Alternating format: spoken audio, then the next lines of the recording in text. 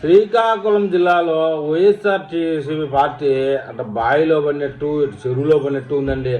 ఒకడేమో అప్పలరాజు అనే డాక్టరు బాగా డబ్బులు సంపాదించిన కోటీశ్వరుడు ఒకరిని వాళ్ళ కుమారుడు బైక్ యాక్సిడెంట్లో ఒకరిని చంపేసి ఇంకొకరిని ఇరికిచ్చి వాళ్ళ కొడుకు స్థానంలో మా కొడుకు కాదని ఇంకొకరిని ఇరికియాలని చూసి దొరికిపోయి ఇప్పుడు కుటుంబం మొత్తం పరారీలో ఉంది మొత్తానికి. అయితే ఇంకొక నాయకుడు తమ్మినేని సీతారాం గారు స్పీకర్గా పనిచేసినటువంటి మాజీ స్పీకర్ తమ్మినేని గారు బతికున్న మనిషిని చచ్చిపోయిన వాడిగా సర్టిఫికేట్ పుట్టించి భూమిని కబ్జా చేసి దొరికిపోయి ఇప్పుడు కుటుంబం మొత్తం కొడుకు భార్యతో సహా ఈయన పరారీలో ఉన్నారండి. మొత్తానికి 2 కుటుంబాలు పరారీలో ఉన్నాయి శ్రీకాకుళం జిల్లాలో వైఎస్ఆర్సీపీ పార్టీ.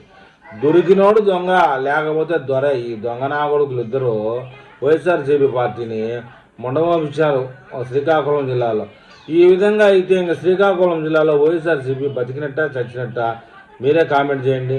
మొత్తానికి ఏదేమైనా మొన్న సీతిరి అప్పలరాజు కొడుకు వేరే వాడిని మేకలు మేపుకునేవాడిని. వేరే వాళ్ళు అంటే వేరే వాళ్ళు కాదు, చాలా నిరుపేద కుటుంబం. వాళ్ళని బండితో యాక్సిడెంట్ గుద్ది చంపితే ₹1,00,000 భారీ బహుమానం అండి ఇచ్చారు. వాళ్ళ కుటుంబంలో వాళ్ళు ₹1,00,000 ఏం చేసుకోవాలని చెప్పేసి కన్నీరు మున్నీరయ్యాడండి.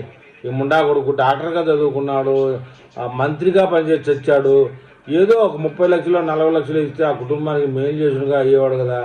అది కాకుండా కొడుకు చంపితే ఆ కొడుకు ప్లేస్లో ఇంకొకరిని ఇరికించాలని చూసి ఇదంతా జాతి మంత్రం అయిపోయి దొరికిపోయి సీసీ కెమెరాల్లో కొడుకు అబ్బా ఇంకా వీడికి సహకరించినటువంటి పోలీసులు మొత్తం బదనామిలో పడినారు.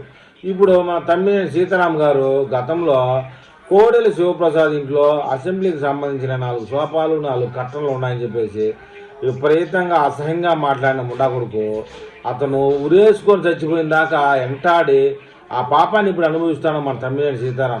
మొత్తానికి చనిపోయిన వ్యక్తి కాకుండా బతుకున్న వాడి మీద డెత్ సర్టిఫికేట్ సృష్టించి వాడు స్థలం ఇలా కొడుకు అమ్మినట్టుగా అనుచరులకి ఏదేదో పెద్ద తతంగం చేసి ఇప్పుడు అనుచరులతో పాటు తమ్మినేని భార్య కొడుకు తమ్మినేని ముగ్గురు పరారీలో ఉన్నారండి. మొత్తానికి శ్రీకాకుళం జిల్లాలో వైఎస్ఆర్సీపీని ముండమోపించినటువంటి నాయకుల్లో వీళ్ళిద్దరూ ప్రథములు. మరి ఈ విషయంలో వైఎస్ఆర్సీపీ పార్టీ కార్యకర్తలు ఏమైనా కామెంట్ చేస్తారో చూద్దాం.